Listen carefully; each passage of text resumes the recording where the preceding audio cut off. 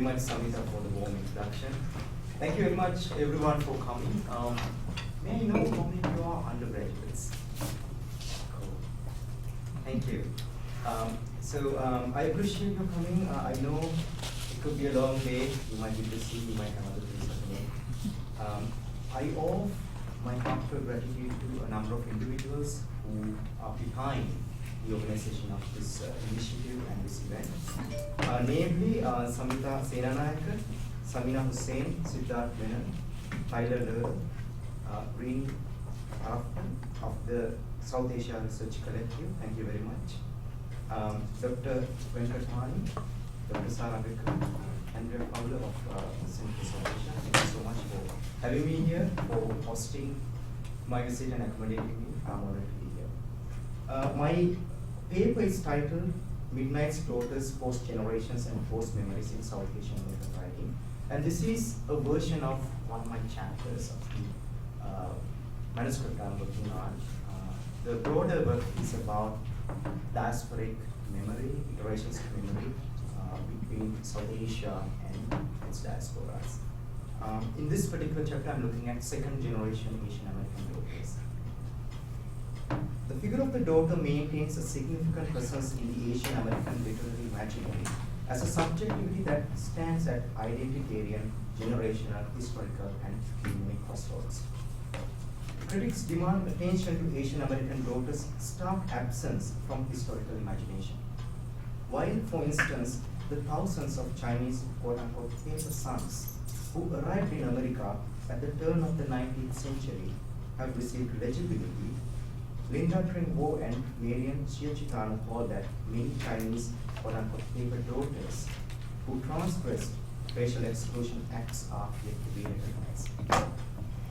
As illustrated by such prominent Asian American texts as Maxine Hunkinston's The Woman Warrior, Amy Tang's The Joy Luck Club, and Rita Jill's documentary Strange Memory, the daughter is driven by a desire to examine ancestral links by navigating unofficial archival routes, taboo family narratives, and pervasive silences and gaps. She has a vexed relationship, history, and memory, for her identity continues to be both made and unmade by ancestral forces alien and familiar to her.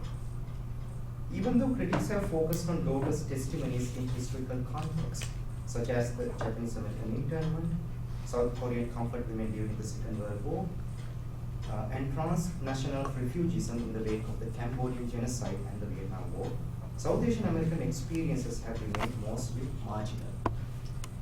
When speaking of quote-unquote midnight's children, they use Salman Rushdie's metaphor that evocatively captures South Asia's decolonial experiences and the generations that came in the wake of the quote-unquote midnight that symbolize the transition of power from the departing British colonizer to the native populations. Postcolonial South Asian writing in general has a lacuna in its representation of non-binary women's experiences.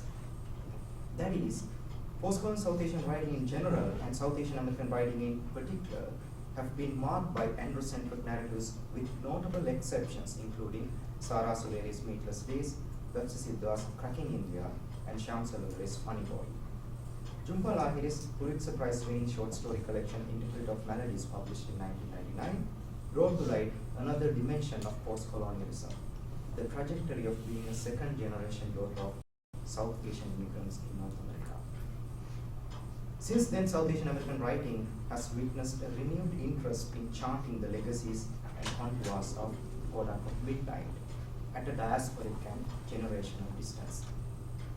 A short note about my use of the term midnight. In his 1981 novel, Midnight's Children, Salman Rushdie uses the idiom of the midnight to call attention to the eve of December 14, 1947, when the soon-to-become first Prime Minister of Free India, Jawaharlal Nehru, emphasized the imperative to, and I quote, build the noble mansion of free India where all her children may dwell well, end quote. Rushdie's novel traces the mutations of this vision of a horizontal society as it is percolated by Holocaustic partisan violence stemming from nationalist politics. In South Asian postcolonial geopolitics, we see avatars of this symbolic midnight. So I use this term very broadly to talk about other genocidal sites birthed by postcolonial conflicts. This paper puts Jhumpa Lahiri's short story When Mr. Pirzada Came to Dine from Interpreter of Melodies in conversation with Ganeshananthan's 2008 novel Love Marriage to investigate the trajectory of being a quote-unquote midnight's daughter in Asian Americans. How many of you have read these two texts?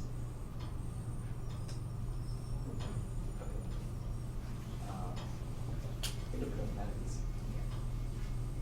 I argue the two texts map Asian American daughters' evocations of quote-unquote post-memory as a means to grapple with parental memories of irretrievable post-colonial homelands and model minority expectations in ethnic America.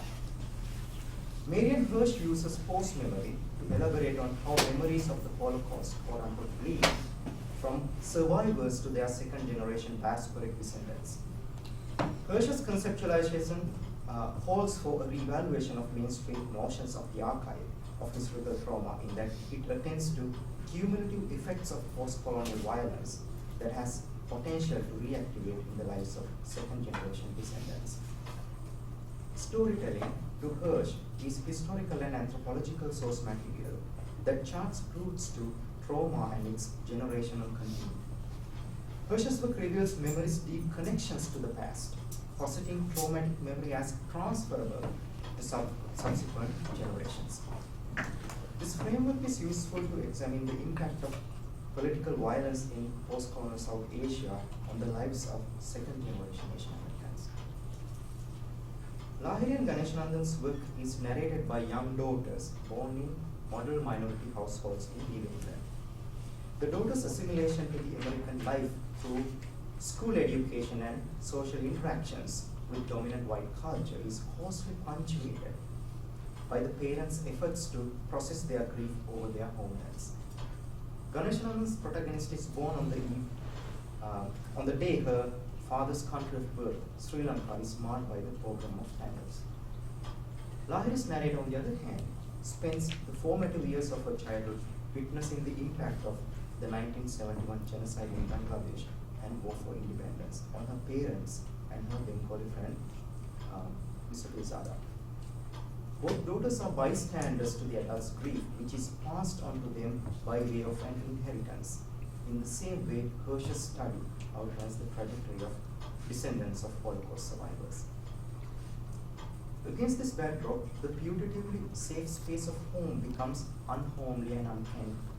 To this end, Sigmund Freud's work on the uncanny can be productively yoked with Hirsch's scholarship. For Freud, a subject can manage loss through the healthy process of mourning, which enables one to renounce grief by severing the attachment to what is lost.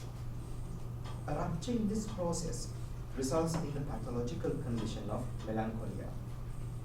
After Kathy Carruth's work premised on the Freudian framework, ethnic scholars have positioned incomplete mourning and the corollary melancholy as part of ethnically labeled migrant experience in the West. For instance, in The Promise of Happiness, Sarah Ahmed delineates the expectations of happiness derived from a migrant as a duty through seamless assimilation, acculturation, and ethnic research, which are interrupted by migrants' inability to let go of the life before, prompting them to become quote-unquote melancholic migrants. David L. Ng and Shin Hin Hang, on the other hand, turn their attention to descendants of Asian migrants in North America and show how their racial difference coupled with hypermodal minority status keeps them pathological to the nation in the world. These Freudian iterations inform Lahiri and Ganeshananthan's post-memorial explorations. The essay argues that the immigrant generation's unprocessed grief can make visitations to the second generation as a return of the repressed trauma, which Freud calls uncanny. A productive pairing of Freud and Hirsch's work points to new orientations in South Asian American literature. Ganeshananthan's love marriage follows the protagonist Yalini's upbringing in North America since her birth in 1983 in New England, young adult experiences in Scarborough, Canada in the early 2000s, and the ancestors' trajectories across 4 generations in late colonial and post-colonial Sri Lanka. The accounts offer critical insights into the post-colonial and global roots of the Sri Lankan civil war. Yalini's Tamil parents, Murali and Vani, had migrated from Sri Lanka, Jaffna, Sri Lanka, to escape burgeoning ethnic violence between the Sinhalese majority and the Tamil minority. As first-wave professional immigrants, Murali a doctor and Vani a teacher, the family's model minority status is established at the outset. However, the joy accompanied by the daughter's birth is overshadowed by the Black July riots, the state-sanctioned program of Tamils by Sinhalese mobs. In Sri Lanka, that breaks out on the same day. The father helplessly watches on television how Tamil people die or betrayed by their own country, and of course, as the state compliantly lets the genocide escalate for several days. Members of his ethnic community are beaten, massacred, robbed, and displaced, prompting Murali to conclude that his post-colonial homeland is nothing but a house of cards that crumbles under its veneer of a poisoned society. For Murali and Vani, the diaspora has provided a safe haven from political violence in the homeland, but not without a cost. Their survival by virtue of social mobility and class privilege instills in them a sense of betrayal of their own community that they felt left behind to experience genocidal violence on the ground. Hence, the product of their union, the daughter's birth, is synonymous with an irretrievable loss.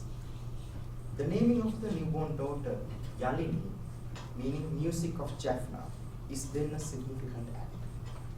On the one hand, the daughter comes to remind them of the ethnic and cultural harmony that the northern homeland, the hometown in Sri Lanka, has irrevocably lost in the wake of the program.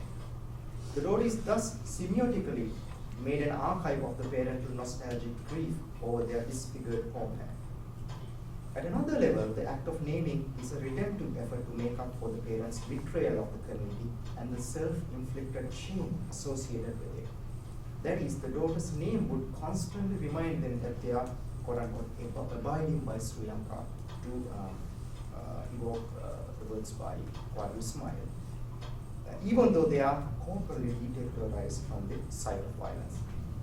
The naming arguably carries traces of migrant melancholia that hinders Murali and Vani's rebirth as successfully assimilated ethnic American subjects. And here I turn to the scholarship by R. Radhakrishnan, who sees the ethnic rebirth as a natural process of a migrant in North America.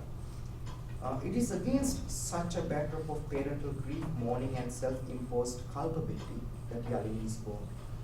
The formative years of her childhood are spent at the parents' quote, war-torn house in their peaceful country, end of quote. This paradoxical lived experience of peace and war echoes ethnic American scholars' position that holocaustic violence in the post-colonial homeland continues to haunt the seemingly peaceful migrant experience in North America. Kavita Daya, Kadishan Wiles, and Yenla Spiritus work is notable in this regard. An illustrative moment of this spectral connectivity is Murali's narrative account of the arson of the Jaffna Public Library by Sinhalese mobs under the purview of the state on May 31st, 1981, that decimated over 95,000 texts, including historically and culturally significant manuscripts. Yalini recounts, "My father taught me to treasure libraries.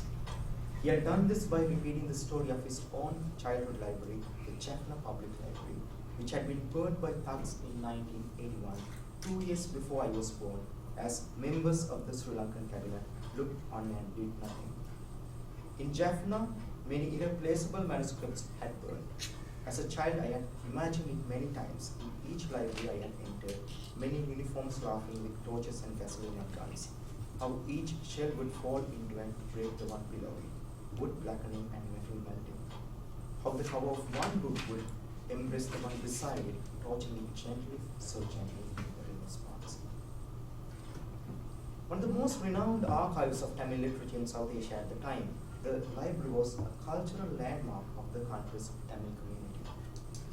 In the vein of the 1933 Nazi book burnings that reinforced the supremacy of the Third Reich over quote-unquote un-German Jewish spirit, The burning of the Jaffna Public Library was an event of epistemic and cultural violence. It can be called an event of cultural genocide, actually. It was, as Garuna Obeseka calls, and I quote, a profoundly symbolic act, end of quote, as the library contained priceless artifacts that constituted the Tamil identity. To a diasporic subject, the erasure of such a site presents multiple losses. It is an intimate personal loss to Murali, as the library has been key to his identity formation in Sri Lanka and later in his ethnic rebirth in America. It is a collective loss, since the library was a nerve center that would link him to his ancestors and predecessors. The spatial distance precludes him from mourning in situ. The distance from the ethnic community denies the opportunity to grieve collectively, which further represses his grief. Similar to the act of naming, here too, the narrative repetition serves as a memorial act. A memorial is meant to provide a closure, whereupon the grieving subject can move on. As Sigmund Freud charts in Mourning and Melancholia, mourning, quote, proceeds to demand that all libido shall be withdrawn from its attachment to the subject. When this is accomplished, the ego becomes free and uninhibited again, end of quote. That is, mourning allows the subject to let go of the object of their grief. Mourning is hence a healthy process that allows the subject to return to the earlier life by declaring detachment from the object that caused the rupture, and here I follow by Sarah Ahmed. If such detachment fails, the consequence is a pathological condition that Freud terms melancholia. Both in the naming of the daughter after the hometown and in the retelling of the arson, Murali is mourning the decimation of the thousands of irreplaceable historical and cultural documents. Its repetitive nature suggests that Murali's narration does not provide him with a closure to grief, which has now transformed into a pathological condition. Enveloped in his narration, Murali's unprocessed trauma is passed down to the daughter. Growing up with repeated exposure to this knowledge creates a reality of its own, so much so that whenever Yalini enters a library in the United States, she imaginatively relives an arson committed by men in uniforms who find gratification in their destructive act. Her predicament cannot simply be understood as trauma in line with Kathy Karut's theorization as a narrative of related experience, because it is not an unclaimed experience with which Yalini previously had a direct contact. The arson took place 2 years before Yalini's birth. To analyze Yalini's traumatic inheritance, Hirsch's post-memory offers a compelling theoretical framework. Post-memory describes the relationship that the generation after bears to the personal, collective, and cultural trauma of those who came before, to experiences they remember only by means of the stories, images, and behaviors among which they grew up.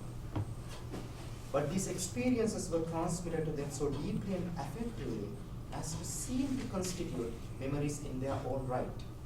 Post-memory's connection to the past is thus actually mediated not by recall but by imaginative investment, projection, and creation.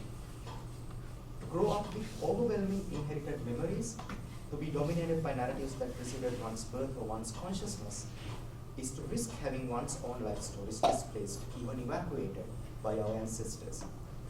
It is to be shaped, however indirectly, by traumatic fragments of events that still define narrative reconstruction and exit comprehension. These events happened in the past, but their effects continue into the present. Yalini's visualization of an impending arson in every library she enters attests to the ways in which an otherwise Ottoman moment is evacuated of its meaning and replaced with a nightmarish imaginative rendition. Unlike Karut's enunciation of trauma as a delayed experience, post-memory is marked by traumatic recall at a generational remove. Doubly removed from the original violence endured by the father, first through the diasporic distance and second by the generational distance, the father's unprocessed traumatic fragments remain incomprehensible to the daughter. In this context, her post-memorial inheritance comes with a deeper state of melancholia that is pathological and unhealthy. That is, she takes upon herself the father's burden of historical memory, and coupled with it, she inherits shades of his unsuccessful and incomplete mourning. There are two more points that are very important with regard to the weight of ancestral trauma. She says, as a Sri Lankan, it is my obligation to re-enter my own history without naming it. Later on, she says, I had been born lucky outside of war and unable to forget it. So, what makes someone to be distanced from actual violence, but at the same time to feel pressurized to remember? So this explains how the narrator is struggling with an inheritance that she cannot really name. It's a complex that she cannot really fathom, but she's always lumbering under the weight of this trauma. Okay, I'm switching gears. How are we doing? Good. All right. A little louder, please. A little louder. Oh, okay, sure. Set in a New England model minority Indian American household, Lahiri's short story presents the transformation of the 10-year-old narrator Lilia upon the arrival of Mr. Pirzada, a Bengali Muslim, to her house for dinner. His frequent visits coincide with the 1971 East Pakistan's war for independence and the genocide. The father's transference of knowledge about what makes Mr. Pirzada not an quote-unquote Indian man is too complex for Lilia to process. Her attempts at researching Pakistan at school are forthwith jettisoned by her white teacher, who questions the relevance of reading about Pakistan to her classroom assignment. Torn between the home environment that features an emotionally displaced Mr. Pirzada, who has lost communication with his wife and 7 daughters, and the public space of the school that filters out non-US cultural and historical material, Lilia undergoes a psychological fissure. On the one hand, unified by grief over the Bangladesh genocide, Lilia's parents do away with their post-colonial religious and national differences that separate them from Mr. Pirzada. Collectively, they mourn becoming, quote, a single person sharing a single meal, a single body, a single silence, and a single fear, end quote. But the adults do not admit the daughter into their intimate circle, and hence she is compelled to rely on their conversational fragments. As a result, Lilia develops a self-dejection. She loses her appetite for food. Lilia's situation is different from Yalini's post-Black July right inheritance, as the events of the 1971 partition take place in real time, not at the generational remove. However, Lilia's experience suggests that such generational gaps can circle around contemporary political violence as well. The war in East Pakistan and Mr. Pirzada's predicament remain, quote, a remote mystery with haphazard clues, end of quote, for Lilia. However, she acutely feels that it is her duty to make things right on behalf of Mr. Pirzada.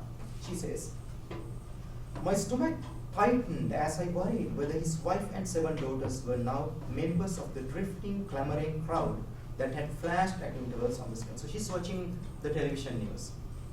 In an effort to banish the image, I looked around my room at the yellow canopied bed with matching flounce curtains, at framed class pictures mounted on white and violet paper walls, at the penciled inscriptions by the closet door where my father recorded my height on each of my birthdays. But the more I tried to distract myself, the more I began to convince myself that Mr. Pirzada's family was, in all likelihood, dead. Lilia's description of her bedroom demands attention. The yellow canopied bed with curtains symbolizes safety, privacy, protection, enclosure, and being screened from dangers of the quote, the unruly, sweltering world, end of quote, outside. The visitations of Mr. Pirzada's family in this light are an intrusion of the adult's trauma into the intimate space of childhood. Upon her inability to quote unquote banish the image of Mr. Pirzada and his family, she undergoes bodily and psychic transformations. Consequently, the formerly safe space of her bedroom ceases to be benign anymore. In other words, home ceases to be homely as the war in the parental homeland has penetrated through its putative borders of safety. Lilia's realization that her childhood subjectivity has been evacuated and home has been breached by adult trauma resounds Yalini's loss of childhood with the invasion of the father's traumatic memory. Lilia's phrase, quote, the war followed so faithfully in my living room, end of quote, emphasizes the need to pay attention to how home is figured or disfigured as a frightening institution.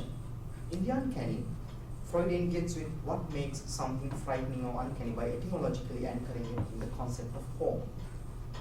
I quote, "This uncanny is in reality nothing new or alien," Freud writes, but something which is familiar and all established in the mind and which has become alienated from it only through the process of repression. It is something which is secretly familiar, which has undergone repression and then returned from it. The return of the repressed element makes the experience recurrent, and one that is oscillating in the ambivalent terrain between the familiar and unfamiliar.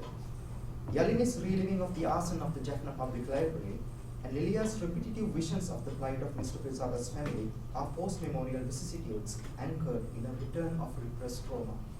The trauma is repressed because the incomprehensibility of the inherited memory impedes the subject's expression of it, vocally or otherwise. The traumatic memory is new and unfamiliar because the daughters receive them without any historical precedent. But on the other hand, they are strangely familiar because the daughters receive them within a context where they witness the adults in perpetual grief, while woe has claimed a ubiquitous presence. Such intricacy in the second generation's inheritance of adult memory calls for an investigation of uncanny that marks South Asian and post-memories. Perhaps nowhere is this more poignantly depicted than Lilia's misfortune on the day of Halloween. Mr. Pirzada, notwithstanding his cultural illiteracy about Halloween, offers Lilia help in carving a pumpkin. When he is about to finish the task, the news broadcast begins with the latest developments from East Pakistan. Unsettled by the news, the knife slipped from Mr. Pirzada's hand and made a gash dipping toward the base of the pumpkin. "Please forgive me." He raised a hand to one side of his face as if someone has slapped him there. It is terrible. I will buy another. We will try again."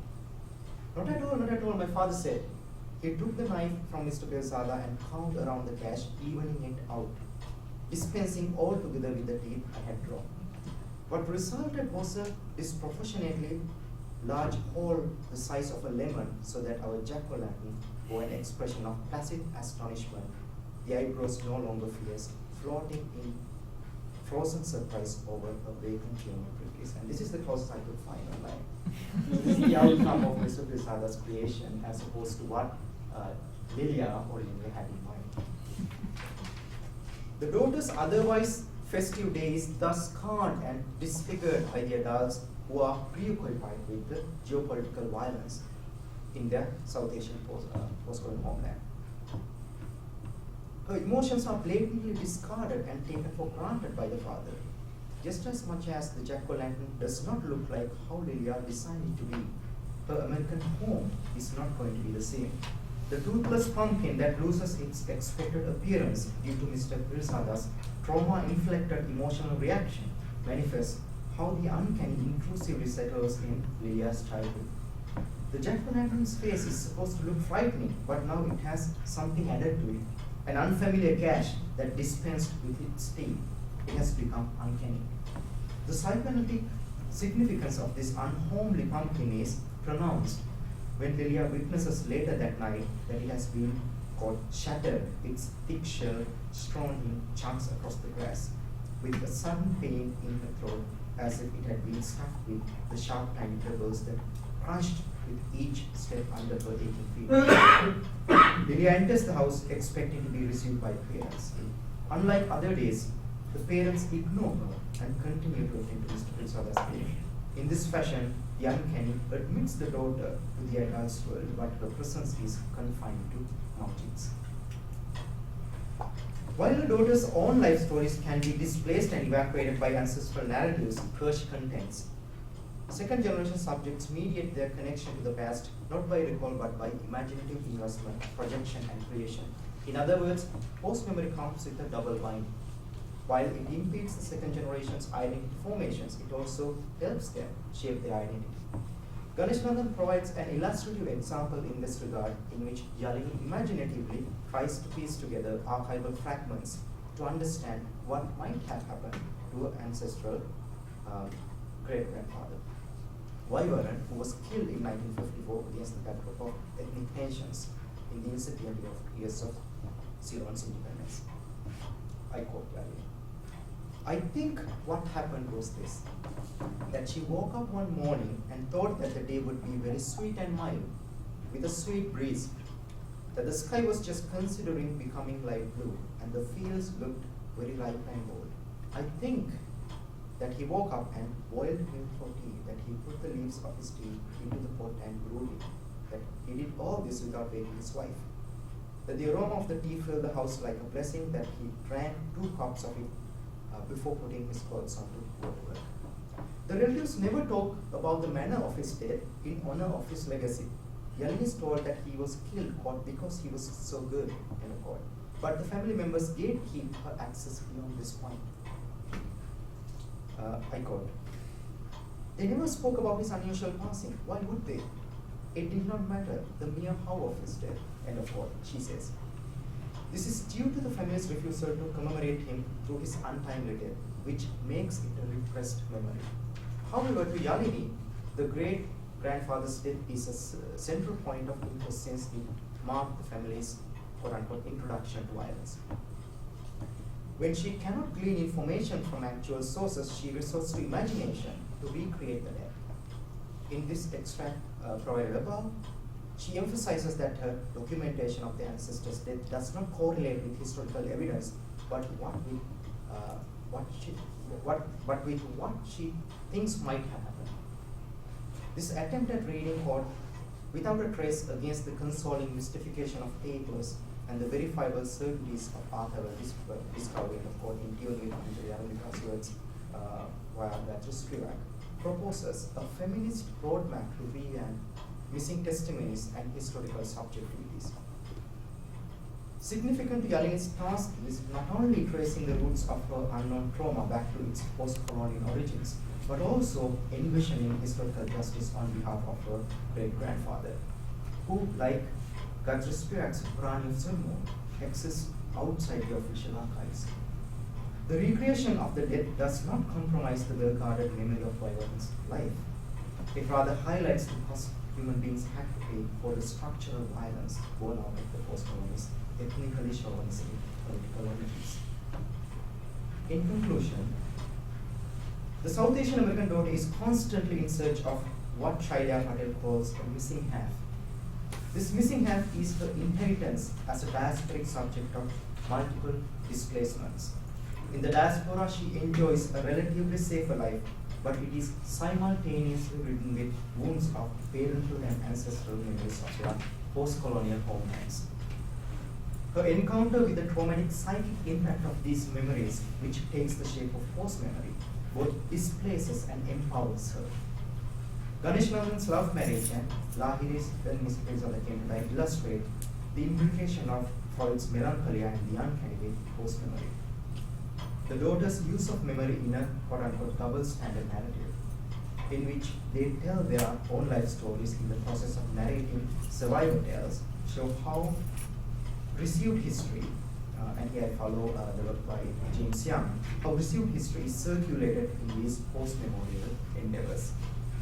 By positing post-memory as a feminist epistemological tool, Ganeshananthan and Lahiri provide a critical roadmap to investigate the transnational, transhistorical, and transgenerational connectivities between post-colonial South Asia and Asian America forged by its United States.